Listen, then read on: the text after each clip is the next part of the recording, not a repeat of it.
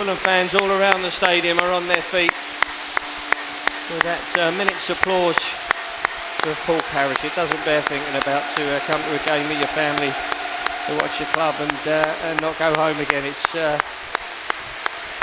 so sad. I think they're going over Yeah, Clare Parish's family. Yeah, I'm sure they are. There's a hug there from Tim Ream. You've got to assume that's some members of the Parish family, possibly Claire herself. Is it, Jamie? I can't really see, but all the players there. And that's a lovely moment, you know, because that was a shocking situation for the players as well last week. It's something we'll never forget, those of us that were here. Well, she said her daughter's lost her best friend, Jim, not just her granddad. Little girl, yeah. I mean, to come to the football with your granddad and for that to happen, I mean, it's just doesn't bear thinking about. There's some lovely hugs for the players and the fans down there at Hammersmith End, and it's a lovely moment. It's a lovely way, to be honest, to round the game off. That's magic. Hi, my name's Claire. I've been a Fulham Football Club supporter for 30 years. I run the Paul Allen project, named after my dad. He died of a cardiac arrest at the Fulham v Blackpool game on the 29th of January 2022, shortly after celebrating Mitrovic's 28th goal of the season. After my dad died, he was surrounded by family, friends, people he'd sat around for many, many years, hundreds, if not thousands of people, and not one person around us initially knew how to help my dad. They didn't know the signs of a cardiac arrest. We didn't know why he'd collapsed. We didn't know the emergency that was unfolding in front of us. And we were just helpless, hopeless and terrified. And I just thought, I don't want anyone else to ever be in this horrible position that we were in. So I set about looking at going on a basic life support training course myself, and was just devastated to find out that by virtue of their unaffordability, because they're very expensive to attend, upwards of £90 per person, that I just wasn't able to go.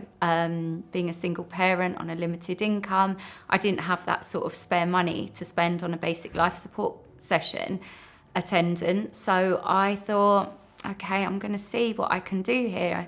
There must be lots of people like me who would like to learn how to save a life and can't by virtue of their high costs. So I created my dad's charity, the Paul Allen Project, to create communities of lifesavers by providing free basic life support training that is in Streatham monthly and Sutton monthly. And then we go around workplaces, schools, organisations, churches, social groups, training people to be lifesavers. One of the hardest things to accept even now, and it took me a long time to accept my dad's death, was why? He was so healthy. He was so healthy. Why did this happen? You know, there was no warning.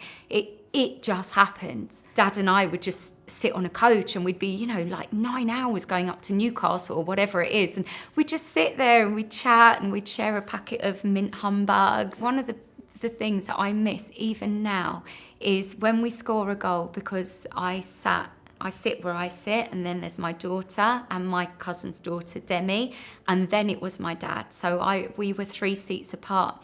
And every time we scored, me and Dad would make eye contact, look at each other, smile, and then we'd just erupt.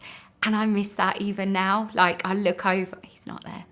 I still miss that. Hello. Huh? I like a hug. Yeah. It's nice to see you. How are you? Good, thank you. Thank you for letting us come down today. It's always a pleasure. It's great. 15 minutes. Yeah. Well, we're changing the world together. Great. I know we've trained over 1,300 people in basic life support skills now, so I'm really happy. So this is my lovely trainer, Hi. Chris. Hi, nice to meet you. Nice to meet you. Yeah, yeah, so we're doing same as well, what we're doing this really morning, well. do a little But bit yeah, here and it's there. all in Dad's name, which is important to That's me. important. Yes. We're a small little charity, no one's ever heard of us. And what it means is when we've got Marco Silva and Tom Kearney and Harrison Reed shouting about this little charity of ours, all of a sudden people are going to listen and say, I want to learn how to save a life. Yes. I want to It's know how to do important. that. Yeah. Yes, Yeah, but everything so what you need thank from you. us, we are here, as you know, always, okay? Thank you. I Thank you very much. appreciate Thank it. you. It's so Thank you. nice Thank to you very see much. you. Thank you. And good luck for Sunday. Thank you. Let's be done. Thank you. Thank you. See you. it means a lot, that it means a lot to Marco, and that he genuinely cares about the fans and what's happening, because God forbid if this happened again at any football ground, let alone Craven Cottage. You know, it's great to know that we're building this community of lifesavers that can just be more emergency safe together, and knowing everything we know together.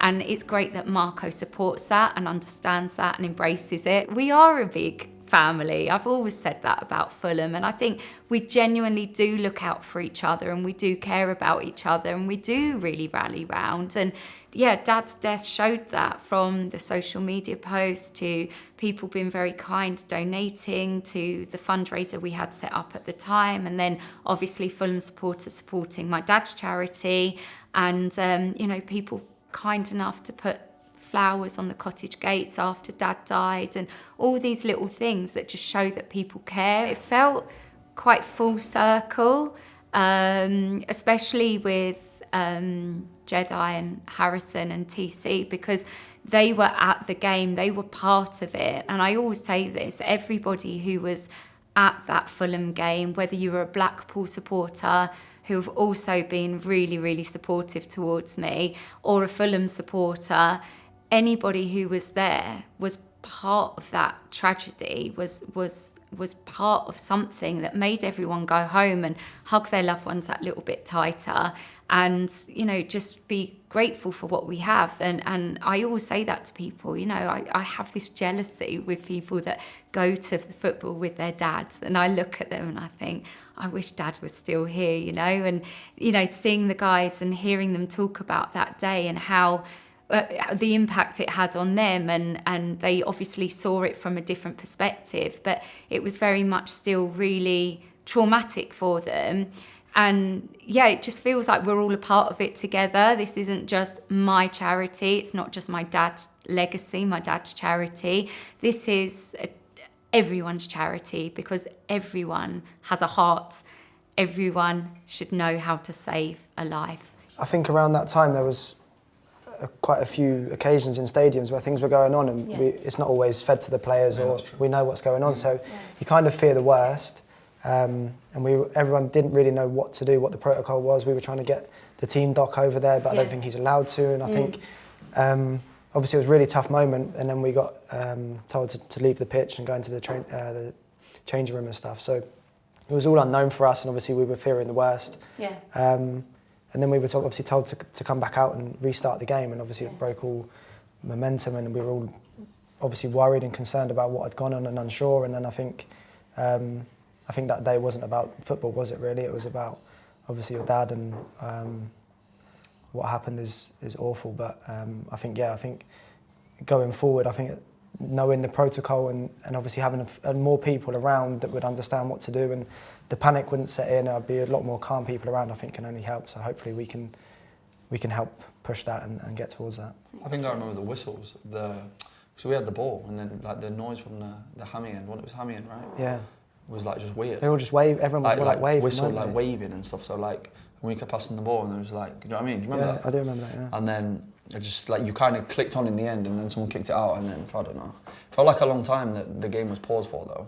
Like when we was actually staying on the pitch for a good 10-15 minutes. This is one thing we're going to learn today, isn't it? How important time is. That's what I mean, it's crucial. It is. Learn the signs of a cardiac arrest, and get, like you just said, get your hands on that person straight away. Yeah. That's it. You've just said it. You've nailed it. That's it in a nutshell, right? Yeah. That's what we're learning. It does feel like there needs to be a lot more. Like I wouldn't feel confident or comfortable to do it, and then, and like you said, you're helpless. But I think if more people can understand what to do, the panic wouldn't be there. Calm, I'm in control, and everything we can possibly do will be done straight away. So I'm obviously looking forward to really learning it and understanding it. No response? No response. Can I have some help, please? I'm here. Suspected cardiac arrest. Great compressions. Look, that brain's getting nice and juicy. Love it.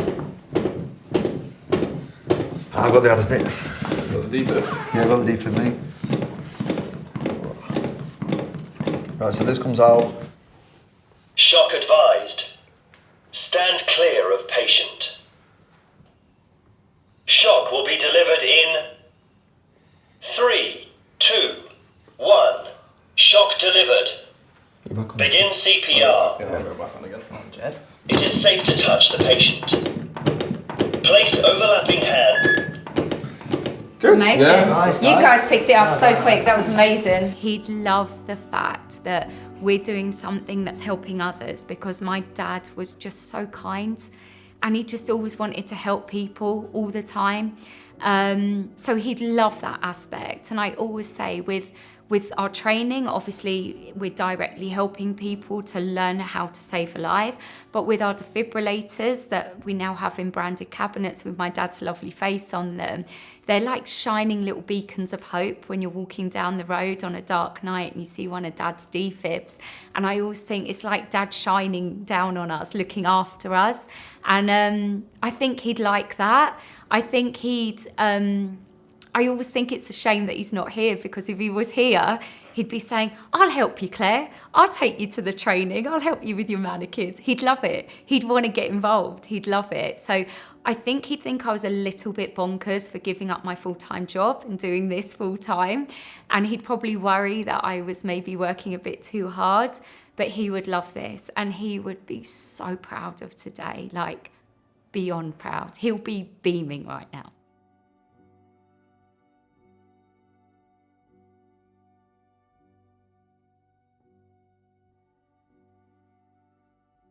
The Paul, P-A-U-L, Allen, A-L-A-N, project.org, and people can contact us and make a donation there for our accessible defibrillator appeal.